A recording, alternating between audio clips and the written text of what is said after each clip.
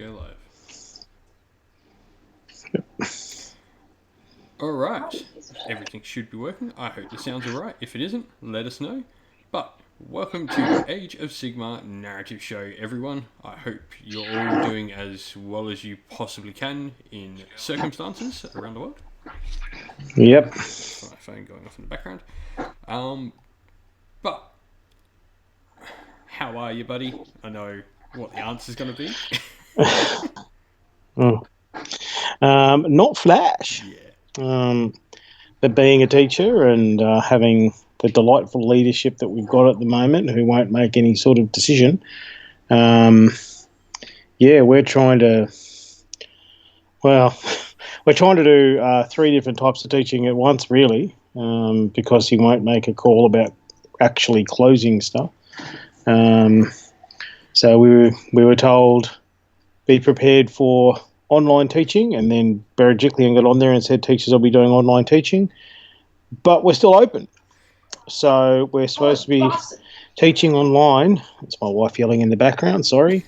So we're teaching in the classroom and supposed to be doing it online at the same time. It's fun times. Yeah, it's not a fun time to be a teacher.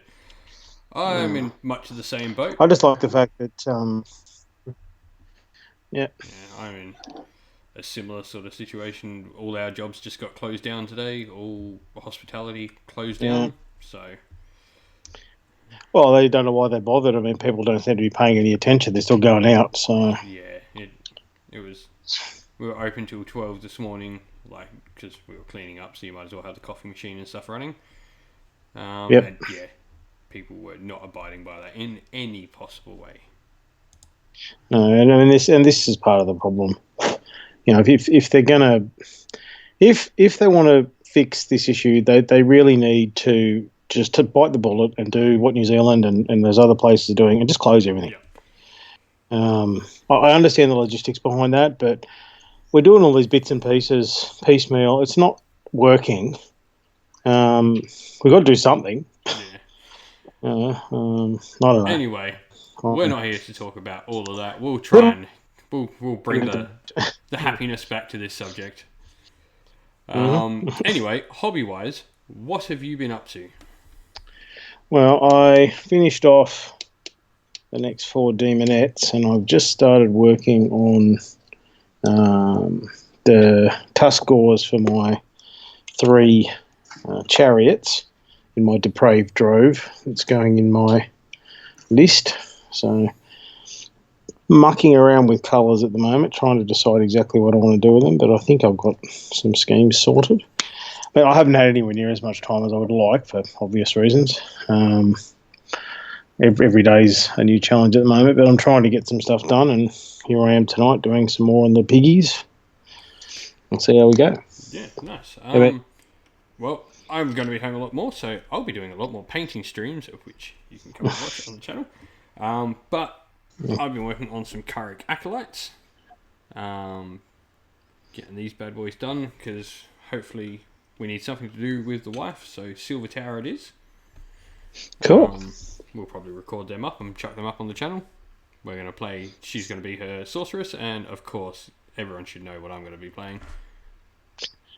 Wouldn't be a Blackheart Corsair, would it? Oh yeah, it's going to be the privateer. It's going to be the Blackheart Fleetmaster, of course. Yes. But yeah, so we'll play through some Silver Tower and stuff. But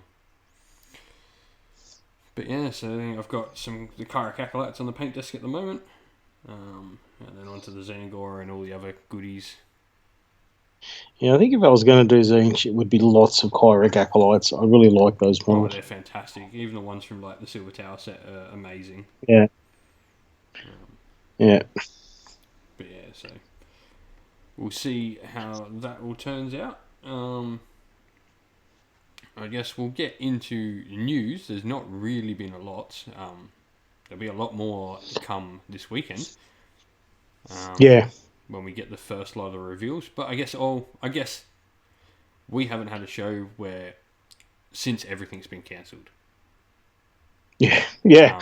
Last time we were sort of talking about like we don't know and ahhing about stuff in the future, but Unfortunately, a lot of stuff was cancelled from Adepticon to like Brishammer up in Queensland, and Anzac Cup. Anzac Cup. Very likely that the Dwellers event isn't going to happen now. Yeah. I'm going to have to postpone my own GT more than likely. Yeah, we're still waiting to hear about ETC and the overseas ones, but the chances of it being on are pretty slim, I would think. Yeah, which is sad. This will sort of lead into our first topic in a sec, but yeah, I was lucky enough to take part in SAGT, which is very likely going to have been the last GT in the world for quite some time. So I was lucky to. Yeah, it's looking that way. Yeah, I don't see anything happening after that now. So No, not for at least a few months, probably more. yeah, but SAGT was a load of fun. We had a bunch of guys from all over the community. We had some of like my favourite people. We had the Failed Charge podcast down. We had AOS Coach. Obviously, it's run by Doom and Darkness. So we had him, a bunch of locals, people you'd recognise off his channel, like the Colin, Matt the Wildphone Weiss, and Tyson, and all those people were there. Who else came down? We had a couple. Yeah, I think that was it. We had a couple of Melbourne. We had a bunch of the Bendigo boys because they travel in huge numbers. I think we had like 13 Bendigo. I think like almost a quarter of the field was Bendigo. It was like Cool. half SA, quarter Bendigo. The rest is made up. The rest made up the rest. Yeah, I know there was a few people that couldn't make it, who were en route and then got turned around and stuff. So the fact that they were able to get it off was pretty good. Yeah, it was like the weekend where everything sort of kicked off with the flight restrictions and all that. So there were some people whose like connector flights were cancelled. Some people had to leave early because their flights got cancelled and they could only leave on like the Saturday night. So there was a bit of that, but in the end, I think it was 46 people ended up. No, 40. I think it was 43 or 44 people ended up finishing the tournament. I came like 39th. But that's deceiving of probably how well I did. I scored like almost 100 victory points over 4 games. I was losing games like 25 to 23 on victory points. And, cool. Well, it's a solid result. Yeah, so I think people can see the list. I did a whole thing on like the list and the idea behind the list in another video. If you find it, SAGT, I wrote a list is the name of the video down on the channel. But effectively, I had like a power pair hammer haul list was the idea behind it. That you could pick apart and add a different power pair to change up the list as I sort of evolve and paint more stuff. Yep. And that's the idea of what it was. Some parts did really well. Some parts I needed certain pieces that were lacking. Like I believe my handgunners and my demigriffs would have been much more effective had I had a free gear general. Yeah. The Dreadlord and the Drake Spawn. I don't think I needed the 2 units of Drake Spawn. Looking back at it, I think the Dreadlord is amazing. There's no doubt about that. Like, because I gave him the Twin Stones, he was like 2s and 2s when he used his command ability to hit my stuff. He was pretty beastly. Yeah, the Dreadlord's a top choice in that list. Yeah, so I think the idea is that I probably don't need 2 units of Drake Spawn. I just need the one that he can use to sort of break the screen in front of him, so then he can get the juice. Yeah. Unit of 10 maybe. Yeah, or even piling them into 1 unit of 10. Yeah. But I think it was there. I really did rate the demigriffs. They were fantastic, even without like a hero of free guild to buff them. Just giving them like reroll ones to hit. They were multiple times like they killed a bloodthirster start to finish. The spears are no joke when they charge. So Ren 2 damage 2. Plus the demigriffs themselves are pretty beastly. The knights. Yeah, well, they're good on their own without the charge. Yeah. So, really rate them. The handgunners were good. Like I said, I probably need a free guild general just to make sure they were the 2s and 2s and get that little bit more out of them. Yep. And then there was a Phoenix Guard and Anointed. And I'm still not sold on Phoenix Guard. I don't know, like... They do really Oh, well. They do really you're well in the when you. minority there, man. I think they're going to get nerfed through the roof, or they're going to get point Oh, hiked. Something shocking. they will have to. I think they're Yeah, going up to 180. I wouldn't be surprised to see them go to 200. Honestly. yeah. Um, so I'm probably ditching the Phoenix Guard out my list. They're not offensive enough for what I want in the Hammerhall list. You don't Mm, need a defensive unit when you've got that big block of handgunners, because that is like throughout the tournament, people were just worried about charging it. yeah, And even then with yeah. Hammerhall, They don't want to get shot in the yeah, face. and even then playing with Hammerhall, it's battle shock immune, so you have to kill every one of those 30 bodies. And Mm, that was actually really like I didn't get to use. I don't think I used the double pile-in at all for the entire event. That being said, the okay. first two missions were Battle for the Pass and Shifting Objectives, where your territories are only your deployment zone. So that really Yeah, hurt. I yeah. Because obviously you only get it wholly within territories, not table halves. Right. Um, so that did sort of hurt some things because it meant like that those Legion's abilities were effectively null and void. Yeah, without the extra room. Yeah. But in the battle plans where I got to use them, they were much more effective. Like in Knife to the Heart, I could be a lot more aggressive because as soon as I pushed over halfway, I was like a much bigger threat. Yeah. Um, I really like Knife to the Heart. I know a lot of people don't, but I really like it. I do. I think it's an interesting scenario. Like in the end, I think that was like the only win I got. I got a minor on that. But like the thought behind it of like, can I push or like, is it worth the push?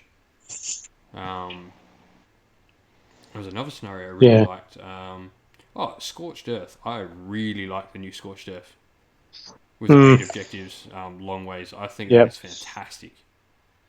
Yeah. Um, really cool mission. Yeah. So, but a lot of these missions are the ones that in a hardcore competitive they don't like because they can be swingy. But I think that's part of the reason I do like them. Yeah, but like that Scorched Earth, there's just so much to that mission when it's Mm, played deep, and yeah, I quite like it. Um, so what were the missions? Like I said, the first two were um, Battle for the Pass, Shifting Objectives. We went Knife to the Heart, Scorched Earth, and then your generic finish on focal points. yeah. Of which I don't like the new version. Yeah. I like it when I it mean, was across, not the same side. yeah. It's one of those ones that, in terms of sort of competitive, it sort of almost takes the mission out of it. Hmm. I think it's really just who can annihilate their enemy quicker, more or less. Yeah, well, it's just So, pushing down the one flank. It's like, well, you're going to have yeah, both on a flank if you're winning that flank anyway. But the yeah, idea of the other one was that you need to spread your forces evenly to try and get both flanks to get the maximum points. yeah. Um, so yeah, I do like the old focal points much better. Mm, agreed. But new Scorched Earth, definitely like. Knife to the Heart, I don't think it really changed. It's just a little bit different deployment. I probably do like the old one better because the old one is less confusing in deployment. Yeah, those wanky deployments are a pain. Battle for the Past, that's fine. That's the triangle is not as bad as some people make it out. Mm. Um, As long as you're reasonably on the ball with your setup, it's fine. yeah, the triangle's not hard to work out either because it's just 3 straight lines. Mm. But yeah, and like I said, Scorched Earth, I really like the new one. Yeah. So I ended up getting 1 minor win, 1 minor loss, and 3 major losses. But Woo! as I said, I scored I think in 3 of the games I scored over 20 points, and one of them was very nearly 20 points. Yeah. So it was like almost cracking on 100. Because obviously Knife to the Heart does not include victory points. Yeah. But so yeah, lessons learnt from that, I guess. were I need Shadow Warriors. There was playing Battle for the Past. I would have won that had I had a unit of Shadow Warriors. Yep. Because I just like I pushed, made him bring all his rearguard stuff up to protect his front, and like him trying to push up. And if I had have had like a unit of Shadow Warriors or the Bridge or Lorcan, the Soul Seeker or something, a teleport in some way, I would have won that because I would have he couldn't have left those back objectives. Yeah. I will say the coolest moment of the entire tournament went against me in that game when his Butcher against me got the Maw off on the dragon, start to finish, dead. 8 in a row. 8 4+s in a row, mortal wounded the dragon off. Oh, that's horrible. And like I was so firmly in control, that dragon was going to rip his backfield apart and just get all the objectives because nothing could touch it. And that just swung the game so heavily. Yeah, well, it is a dice game. Yeah. Oh, it was awesome. I'm just like, I don't even hate this anymore. I'm not even angry. I'm like, just I play against go. I play against one of my mates, Dan, and his ogres all the time, and I love when the Maw goes off. It's a fun mechanic. It's dice casino. Yeah. Well, I mean, that's the thing. When your opponent's on fire like that with the dice, what can you do? He was using the dice I gave him too. Insult to injury. Yep. Yep. Here, use my dice. But yeah, so that was my tournament. It was good fun. I'm glad I got it because, there's probably not going to be one for a while. Yeah, I would imagine so. Looks like they're canning everything, so... Yeah, probably looking like next event will probably be Sydney GT, and at this point, like, we'll have to see how funds go because of stuff, obviously. Yeah. Well, I mean, assuming it's there if it's just Sydney GT, yeah, but guess we'll see what happens. Yeah. I think, yeah. Anyway, so we were talking a little bit about it before, and just a quick sort of run through of talking like some areas and like we're all sort of shut off from each other. You might be shut off from your local gaming group. You might be not feeling well, or they might not be feeling well, or you just might be doing what you've been told to do. Anyway, there's lots of places people can go out there to sort of find this help on like the community. Yeah. And well, like the obvious one, and I'll spruik it, is obviously the Facebook groups. Yeah. If you need somewhere to go, you can find any of the Facebook groups that run, or any of the other Facebook groups on Facebook, and they're all great. Like even the 1 hour a night hobby challenge that you run. Yep. Which is a great one. And like a good idea to help like get you through some stuff. Yeah, and I think that's important. There's going to be a lot of people really feeling this, and it's pretty hard. You can't turn on a television or any sort of social media without it being everywhere. So any sort of distraction, I think, is good. So if you're at home, get some hobby done. Yeah. Fight that war against the grey. I mean, Mia did make the challenge of like, oh, well, you've got all this time off, you might be able to get all your stuff painted. And I'm like, ha ha ha ha, you don't know how much I have. You underestimate how much I have. Yeah, all those memes going around about painting all the miniatures, like, no. There's a lot. I mean, it probably will get like more painted. I've like set myself up some tasks and like that I want to get through. Obviously, I'm painting Silver Tower now. I've got 2 2,000 point armies of Stormcast I want to get done. I've got my Gits army I want to get done, and probably a Blood Bowl team. Cool. I mean, I would like to get stuff done, but given my profession's not being shut down, we'll see how that goes for you. But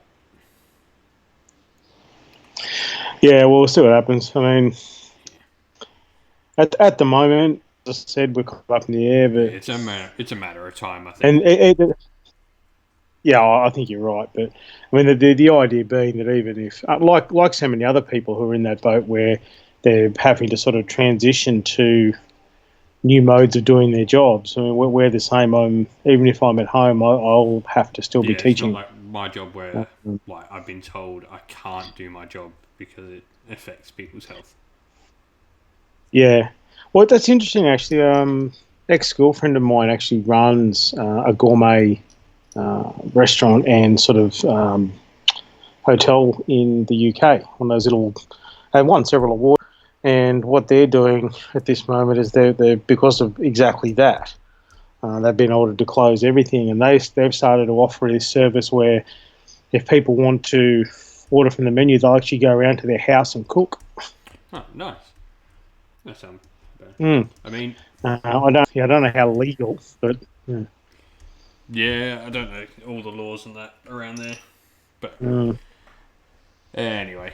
So yeah, I'm going to get plenty of hobby done. Anyway, there are lots of places you can find to get this like hobby done. Obviously, like sharing on the Facebook groups.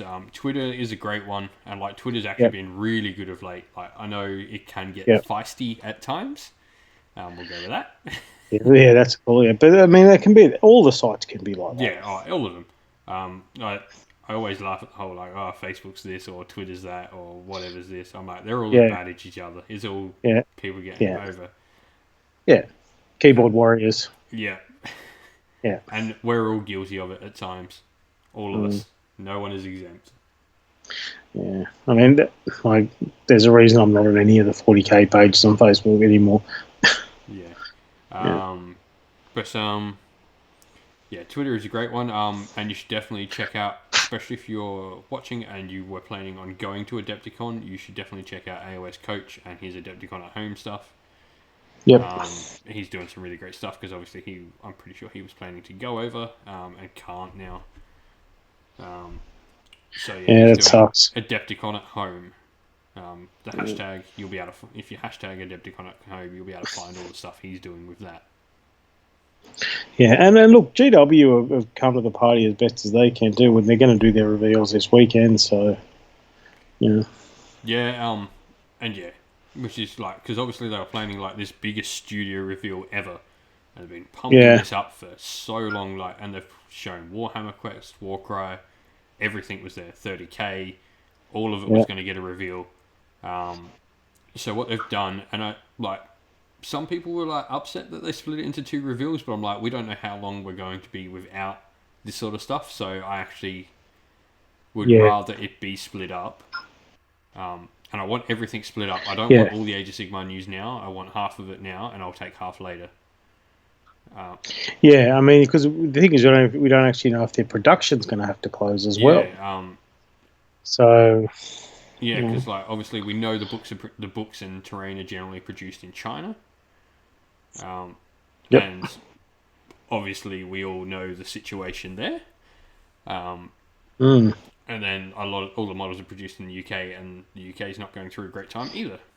So we don't know what's happening with that. yeah. So having I think that kind of sums up everybody's view on the world right now. We just don't we know. don't know. Uh, So and paint the models you have, enjoy the models you have because they might be the only stuff you have for a little bit.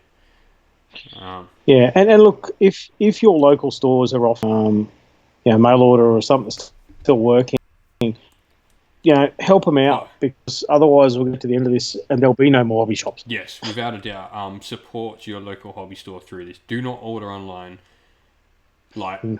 unless it's from like one of your local hobby. Even if it's not like your most local one, but like try and find something nice and close to you. Like I can't always get. I don't really have like a really close local store to me. Like all of them sort of like half hour or more away, and like a bit more travel than I'm willing to take the kids out for in this climate. Yeah, So I try to order from Australian suppliers. So I've ordered from, yeah, like we've got Emerald Hobbies and yeah. Shout out to Emerald Hobbies; those guys are yeah, great. and so like I've ordered from them because it's like, well, I can't necessarily get to my local game store, but they're a game store in Australia that I can at least give some support to.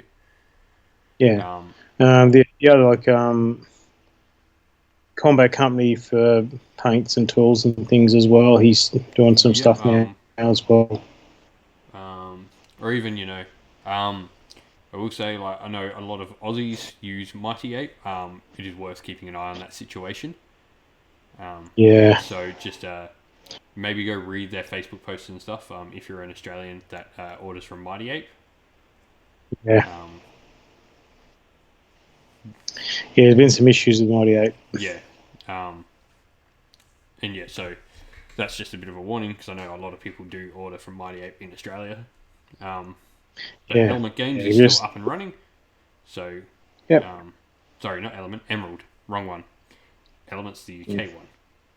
Is that right? Yeah. Yeah. Yeah, Emerald Hobbies, and also there's a few other ones as well up in Queensland that do Yeah. Irresistible Force. Yeah. Yeah, Irresistible Force. If you're in South Australia, we've got our 3GWs here and uh, Tabletop Warfare at Gawler. Worth noting, and I And have. my closest, You go, sorry. yeah, my closest stores are actually in Canberra. And the GWs there, like Belconnens. Yeah. Shout out to Matt. Belconnens GW is really good, and they just announced on their Facebook they're still open for the minute. So, Yeah, interesting with that. Just note of your GW, you cannot go and browse, you cannot go inside the store and stay there. yeah, Yeah, you can't come in for a browse. You have to know what you want when you go to the store. yeah, So yeah, just wearing that. Obviously, pretty much all games clubs are closed at this point. If your games club is open, it probably shouldn't be. yeah, Anyway, back onto it. There's also a ton of discords, and I know a lot of people who previously had their discords locked to Patreons and stuff like that. In this time, have opened up their Discord channels and communities to everyone, which is a great thing. yeah, So whether you're on My Cinephield Gaming Discord, I know there's like ones floating around for like AOS Coach. There's the Honest Wargamers Discord. There's the Reddit Warhammer Discord. There's a ton of them. That's another great place, and like a good thing about Discord is you can actually be involved in hobby chats with people. Like you can actually have like that, I guess, thing you get when you go to the hobby store and have people chatting with you. Is a great thing about Discord. And I guess lastly, the thing I'm trying to organise over the coming weeks will be some one-shot RPG sessions for people to come join in. I'll be recording them, and so people can watch them and enjoy them in that way as well. Whether that is a Warhammer-related RPG or something else, I'll just be putting up, cool, we're going to play this, roll some characters up, and you can come play. And if you're interested in getting involved in that, please do contact. And keep an eye on the Facebook page and the Twitter because I'll be posting up time slots soon. Yeah, I think those online RPG groups are going to be a lot of people's go-to. Yeah, and that is probably like a great way to just get some sort of like nerdy sort of stuff done. And there are lots of online role-playing platforms. Yeah. Roll20, etc. Yeah. What is it? There's heaps. Mm. Another great one is like online games. Like there's plenty of Warhammer ones. Have you got the Underworld's pre-beta? The Underworld's beta's out now. Mm. However, who knows how long it's going to be in beta now for. But anyway, just thought we'd give a shout out to all those communities, whether it's Facebook, Twitter, Discord, even the Reddit, and all that sort of stuff. You've got places you can go to chat to people about hobby, which is great. Yeah. Yeah. I mean, in terms of supporting that community as well, anything online obviously is going to be where it's at for the foreseeable future. So role play, even some of the just the online chat groups, WhatsApp, etc. Yeah. Go for it. Get involved. Yeah, get involved and you'll find people you can chat to and talk to hobby, and you might even make some friends that you can go meet once this is all over and done with. Yeah. Anyway, now we've sort of discussed that, we're going to actually get onto the topic that we were planning on talking about, and I'll end with something else that I've got sort of planned in the future. So, armies have obviously their narrative and their story about them. it's what the main thing that draws us in is like the looks, the aesthetic, and the idea and story behind the army. An important thing for an army, I personally feel, is that it should play like the fluff that is written behind it, and you should be able to read that army in the story and play the army like that on the table. Yeah. And I think it's quite an important thing to like for an army to be able to do, and it's not always done the best with all armies, or hasn't always been done the best with some armies. So I think we're going to tackle a few armies. We'll probably pick like a couple each that we think are good, and a couple that we don't think do it quite so well. And we're going to leave Seraphon to the side because we can't say for sure anything about that at the moment. I've not had much experience, and I doubt, and most people have not had much experience. So we'll leave Seraphon to the side. So we'll take that out of the equation. So the first one I wanted to have a chat about is the poster boys Stormcast. So Stormcast are an interesting one because it only takes you back just under 12 months ago, and they were the thing. Oh, no, sorry. No, about 2 years ago now, isn't it? Yeah. Mm-hmm.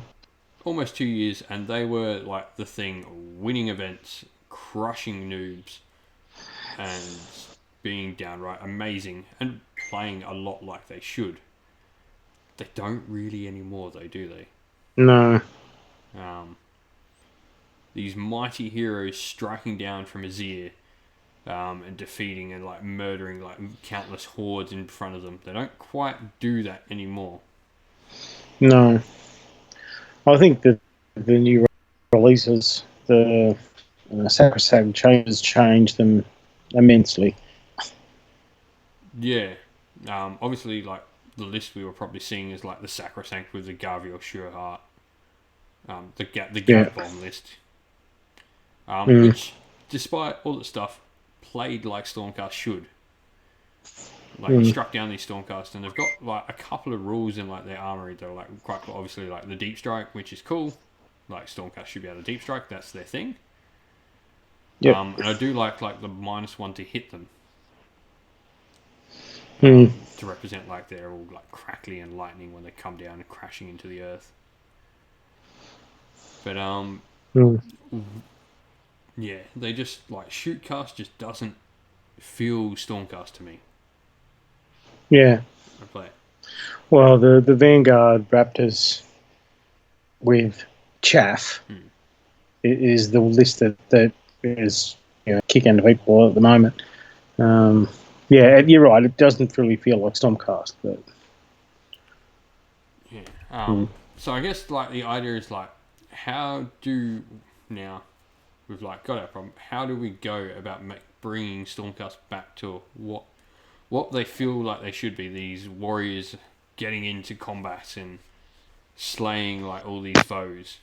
Is it simply a case of like, do they just need a book tune-up? Is it just that they're old now? yeah, I think that's part of it. But their core trilogy, but you need to have a reason to take Liberators again. When you can take 3 squads of 5 Vanguard and then just take Raptors, there's no real reason to take your standard Libbies. Yeah, all the Paladins. Like every time I look at Paladins, you're just like, well, why am I not taking Evocators? Yeah, everything that is. And it probably is. You go. Yeah, even the prosecutors, they are fantastic models, but they're trash. They just they're terrible. And this is coming from someone who has an entire an actual storm host. I love my Stormcast, and I want that stuff to be where it should be in the lore and fight like it did. Because I remember I played AOS since the very inception. I remember when 5 Retributors was the worst thing you could possibly face in a game. Yeah. And they kicked everyone to Kingdom Come. Yeah, it's been a while since that was the case. But yeah, I do think they're just in need. Points is probably a little bit of it. I think everything's getting like a little bit more aggressively pointed nowadays. Yeah. Although like the latest releases, they seem to have like upped points on some books that like seem to be a bit more evenly pointed, or like not necessarily tentatively. That's the word I'm looking for. Like Cities and KO especially both seem to have had that approach where they've gone, this isn't too expensive, but it's also probably not cheap enough. Like there's a lot of units Yeah. like that in Cities and a lot of units like that in KO. Well, I mean, KO does sort of hint where I was going to go next. KO do play now, like KO should.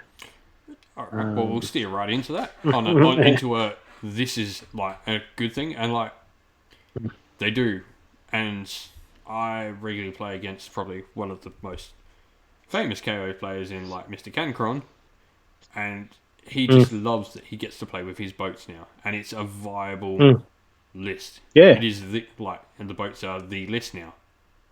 Yeah. I mean, and as much as people, I know that they can be incredibly OP with different builds, but having your gun guys on your boats and being able to shoot off into the atmosphere and things like that's how they should play. That in the fluff, that's what they do. And previously, all we've seen is the gun lines with a million skyhooks.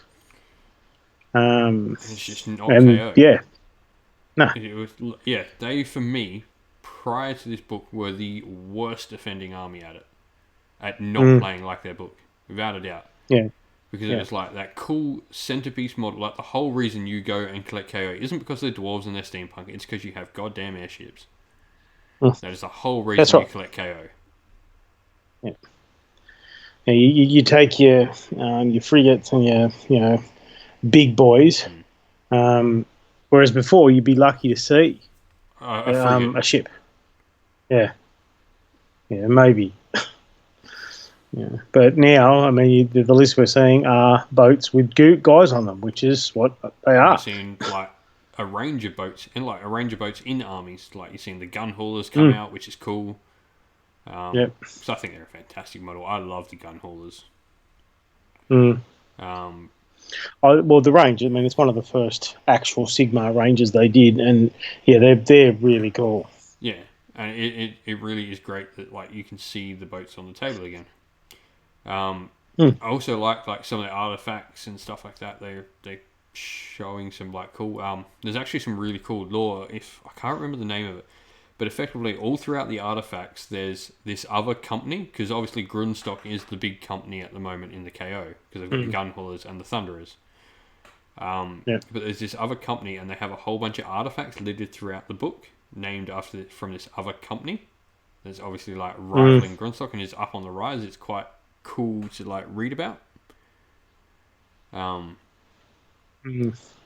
Maybe we'll see a release at some point, like Sigmar opening a storm chamber, and we'll get this new. Yeah, and it's cool. Like just all these little tidbits, and it's quite interesting to see this sort of play out. And then obviously the coolest artifact they have, spell in a bottle. Yeah, spell in a bottle. It's the idea of it's such a cool idea. It's like no, the KO have gone and made this device. Effectively, they've made a Pokeball for an endless spell. Yeah. And they can have any endless they like. Yeah, and like I like the idea of like it's any. They've gone out and they've hunted out this particular endless spell and had to go find it. It's great.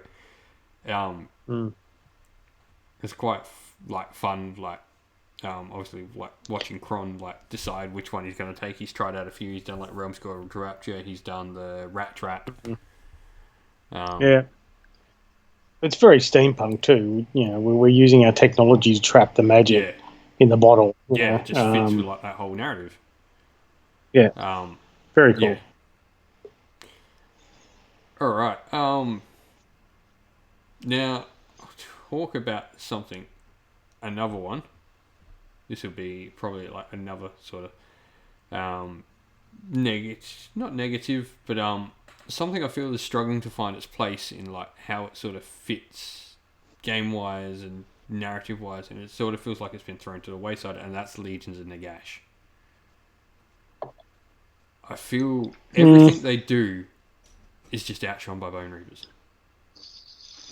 It is now. I mean, look, Legion of Nagash, I think a lot of it depends on army construction. Like a horde of skeletons is a pain in the ass to play against. But it's not that. It's that I'm going to take 3 units of 5 dire wolves and then elite crap. That's not how. They've got big book syndrome, without a doubt. I've lost Andrew for a second here. I'll get him back, hopefully. Yeah, and Legion's one of my pet hates. So.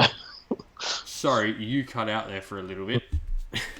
For the time. Oh, sorry. I just said, Legion, the whole sort of 5 dogs and Nagash out for a walk, is not how that army plays. No. Or not how it should play. No, it's not the hordes of undead that it should be. And like that was another point. It's just like Bone Reapers do that hordes of undead, so like they do it, and the Bone Reapers should be the ones taking all the big elite stuff. Like that's the idea of Bone Reapers. And I guess we can throw like Bone Reapers in the mix here. That Bone Reapers, like the whole problem with them is Mortek Guard are just so good, you don't take anything else. Yeah. Yep. Yeah, 3 squads of Mortek Guard and Nagash. And then, or take out Nagash and you put a different hero, and then you take catapults. Yeah. Yeah. You don't see the other stuff like the Immortalis Guard or I can't remember the name of the 4-armed war dancer things. Yeah. Yeah. Stalkers? But it's something like that. Mortek Stalkers, is that it? Yeah. Yeah, something like that. I'm sure we butchered them, and Mephisto is mad at me for forgetting all the death names. Yeah, but I mean, look, the whole concept behind them is actually very cool. I mean, they're basically the answer to Stormcast, but that's not how they play. Yeah, it's interesting. Like I feel like both these death armies can like sometimes get a bit lost.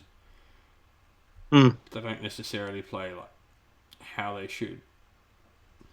Like what I was saying before is the competition isn't what it should be.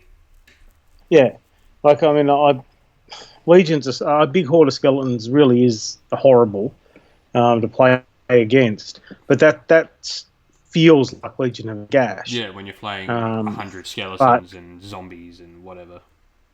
Yeah, I can't zombies. Who uses zombies anymore? I know that there's James from Mortally Wounded is putting some together, but yeah, look, Legions of Nagash and me are not friends. Oh no, I am no friend of Legion of Nagash. Not after CanCon the other year. Played them. I had literally what you had with Bone Reapers this year. I had with Legion of Nagash the year before. Oh, that was every event for me last year, basically. 3 Legion of Nagash. Yeah. But look, I mean, I think Mortek Guard need to come down. Go up, come down, or something, because for the points they are simply too effective. You're in a rock and a hard place with them though, because like if they go up, you've got nothing cheaper than them. Yeah, I know, but I don't know, man. Like, it's not even like their play style should be, sort of elite characters. They have almost an undead samurai-esque feel. Yeah. But that's not what they're doing. Is you get a screen of those guys, and then Arcane Bolt, Arcane Bolt, Arcane Bolt, Arcane Bolt. The end. Yeah. It's just boring. Yeah. There are some interesting builds once you step outside Petrigash and Petrifex. Yeah. My Ossiarch Bone Reapers are going to be cool as hell. I'm going to do Wood Reapers. So the idea is they're going to be built out of dead Sylvaneth. So I'm going to have all these wood parts, and then like you're going to have like the counteracting sort of idea of like. So I'm going to have all the the Mortek Guard are going to be like the dark, dead sort of brown. And Yep. then I'm going to have all these sprigs growing off of like the Sylvaneth trying to come back to life, even though it's been shoved into this corpse. Oh yes, have putting some branches and things on That'll them. be like nice and bright greens and like Yeah. probably going to use like the Wild Rider helmets and the Eternal Guard shields. Cool. And then a whole bunch of sprites because I'm going to use the Crematorians rules, which are the dudes who explode. And the idea isn't they explode in fire; they explode in termites or bugs. That's cool. And so that's going to be the idea behind my whole Ossiarch Rip. Because I'm not doing Petrifex because I'm just not. Mm. As much as I do like the colour scheme for Petrifex, I think the red and grey is really cool. Mm. I'm not sure I've seen a Petrifex painted that colour yet, but okay. One of our local guys actually has Petrifex painted as Petrifex. It's a cool colour scheme. If anyone has their Petrifex actually painted as Petrifex Elite, you are forgiven for whatever you run because the colour scheme is actually cool.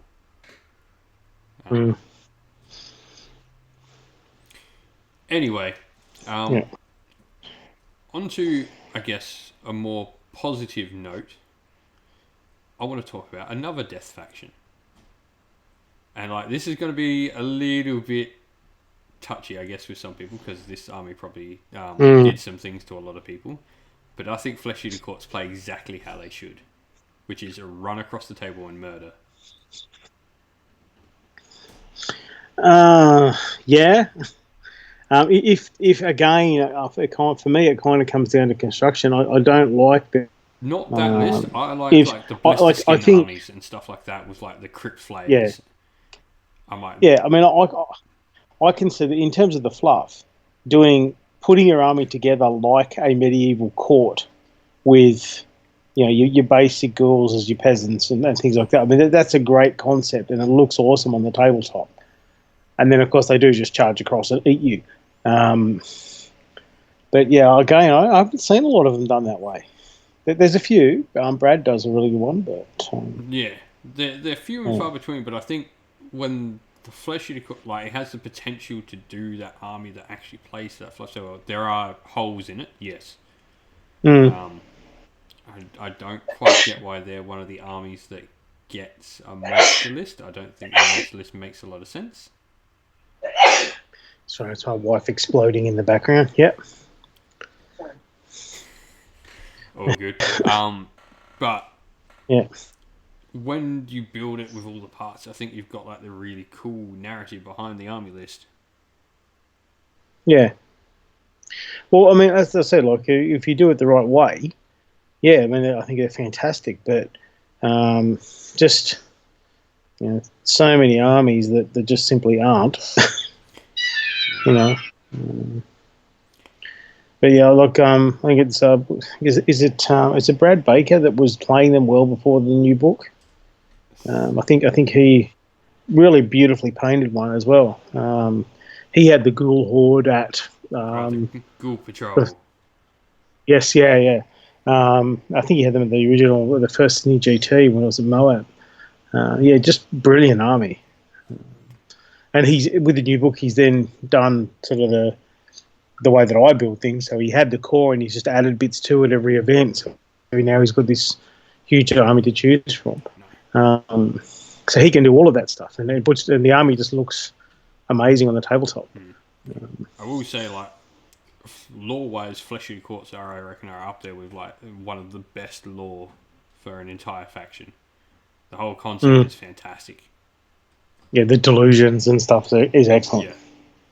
Yeah. Especially when you read like stuff like Forbidden Power, and like you realise they actually save the day because they think they're coming down, and like they think that this noble like Rohirrim effectively charging. Yeah. And then that's what they see. Yep, that's what they think they are. Yeah, it's very cool. I mean, again, it's very quirky. It's very Sigmar. Yeah. We'll let you have a pick next. I really like the way the new Slaves to Darkness play. Yeah. Like they are old school chaos. Like, I've been playing this since Third Ed Fantasy, Brogue Trader 40k, and that's kind of feel. I mean, with the absence of the Beastmen, but you can throw a couple of units in as allies. That feels for me much like the old Chaos did, with your warriors and your lord and a monster or two and that sort of stuff. I just really dig it on the tabletop, and the way that the units support each other, and you can do mono god or you can do power pairs and multi gods. all that sort of stuff. It's really old school Chaos. And I'm not talking Everchosen. I'm just talking straight up Slaves to Darkness. Yeah. Very cool. No, I completely agree. I've played quite a bit of the new Slaves to Darkness now, and it feels like you're playing Chaos Warriors. Chaos Warriors are hard to shift. They do a decent amount of damage. They can, especially once you start getting the buffs off. Knights are quite powerful. With the Lord on his demonic mount or on the crack, what is the Cracker Drac, whatever it's called. On Kakarot. That one. Yeah. Any of them. Any of the mounted lords alongside some knights, and it's just scary as hell. Yeah, like I really dig it. The demon princes are big nasties that lead the army. Yep. I like that the generic demons are in the army now as well. Yep. And even it's the monster mash. Like you have your Jabberslide or whatever. You have to ally that in, but any of those monsters that just sort of follow the army along.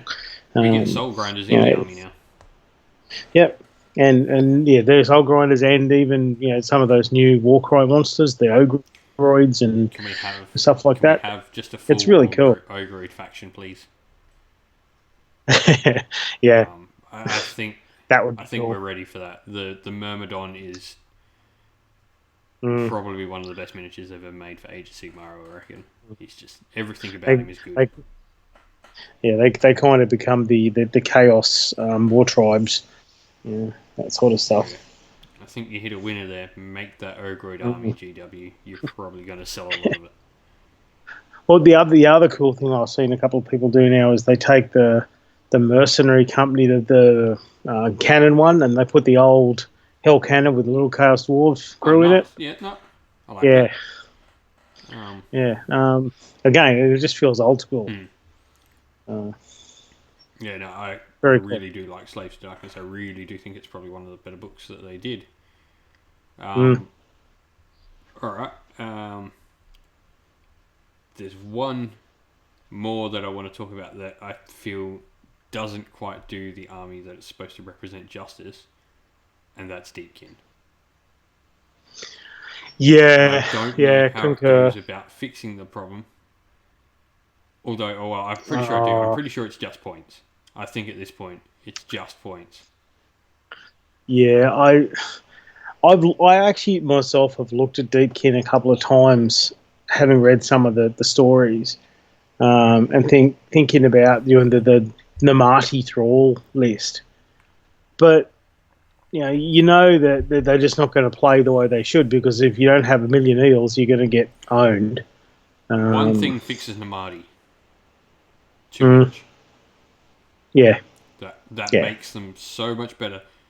Like when we first saw, I remember when everyone first saw those stats for Namati, everyone was freaking out because you're like, oh dear God, they're amazing. But then you realise they're 32 mils. Yeah. They're not that good. Yeah. The base size really does matter. Because all of a sudden you're fighting with one rank. I mean, if you think you could put, a couple of big blobs of Namati, led by a Soulscar or two, and then an Archaludon or the big turtle, and things like that, that could be a really thematic, cool-looking army. But I've yet to see one that doesn't have at least 6 eels in it. 6 is a low number of eels for it, I think. Yeah, that's what I mean. That's what I'm saying. That's the minimum. Most armies are hitting 12 to 18, I reckon. Yeah, and it's just and then it's the double avatar spam Eidolon. Yeah, the Eidolon. Yeah, I played armies ago, and it was the two Eidolon, one of each Eidolon, and then just basically eels. and of course a couple of spellcasters at the back casting Geminids. Okay, yeah. And I'm going to change the tide back, and I'm going to hit you first again. Then I'm going to change it again and hit you first again. Okay, yep, cool, yep. The army is not diverse at all. No. There's no diversity to the army, which is a shame. And like, that's not to say like the eels are cool models, and like there's nothing wrong with the eels. It's just you don't see anything else of the range that actually matters.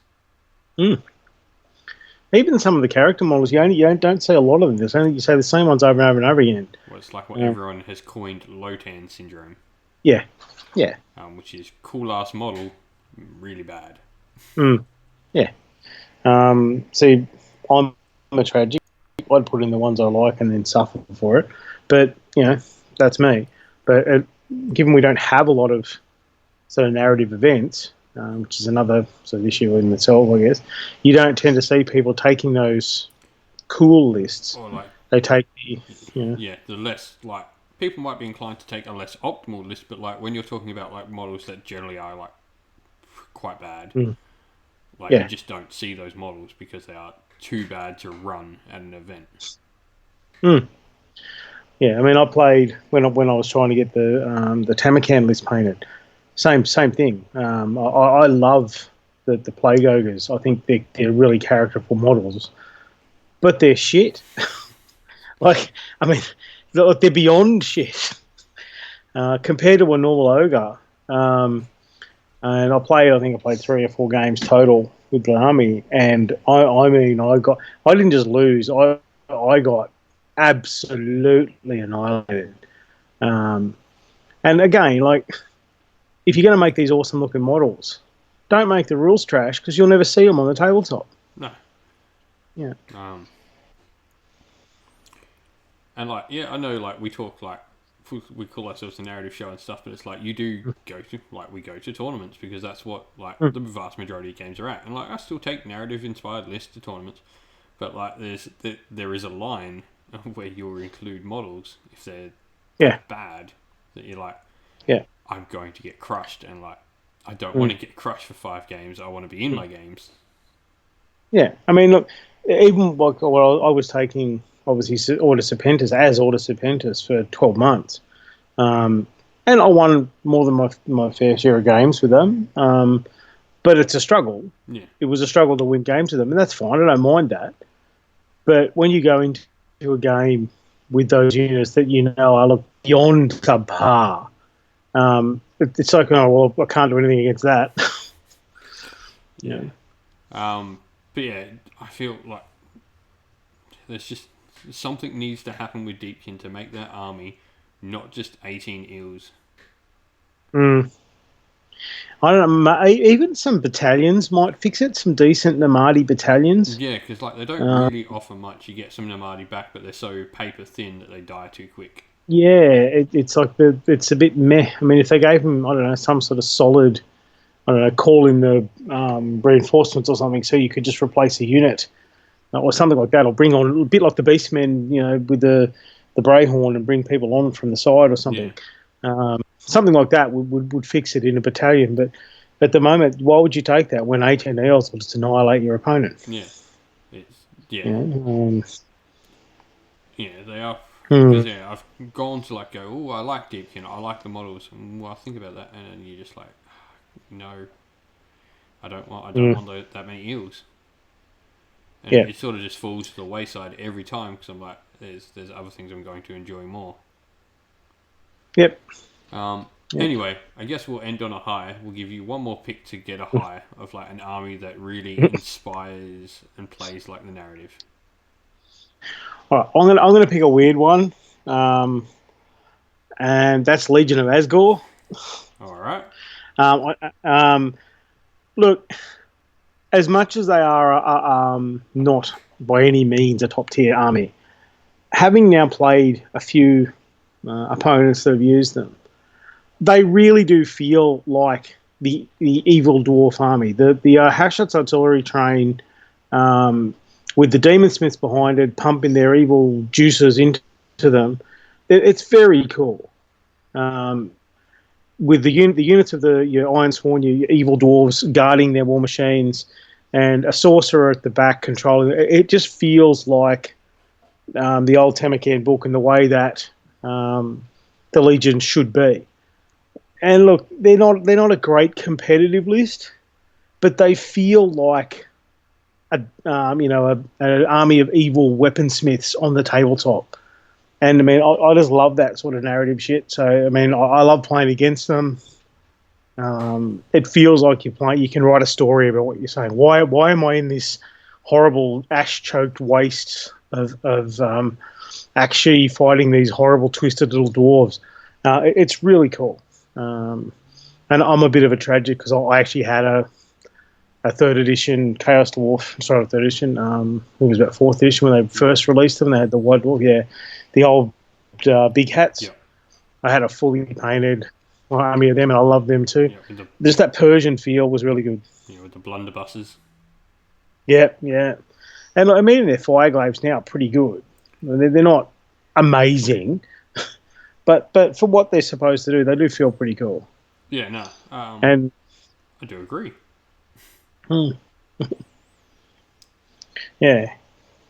Be nice if we could actually get them reliably, but Void Draw being Void Draw. Yeah, I've not played against, but I have seen Rice's Chaos Dwarves going about, and yeah, they just like that's okay. That's top table competitive sort of stuff, but like it does look like a Chaos Dwarf army. It's got the cannons. It's got some stuff in front of the cannons. It's got the Demon Smiths pumping energy into the cannons. Yeah, it's like that's everything. They're evil dwarves that make these giant machines of destruction to do their bidding. It's great. Yeah. The slave ogre on the quarter, the mortar. I mean, the mortar's not your best choice, but slave ogre being whipped till he carries the right shell and puts it in the mortar, it's cool. Yeah, completely agree with that last pick. Like Legion of Asgard, like for all their faults, that artillery train list plays exactly like and makes it feel like the army should. Yep. Anyway, I think we've gone on enough. We've had some picks for good. We've had some picks for bad. Some middling, I guess. We've hit our hour mark. Yep.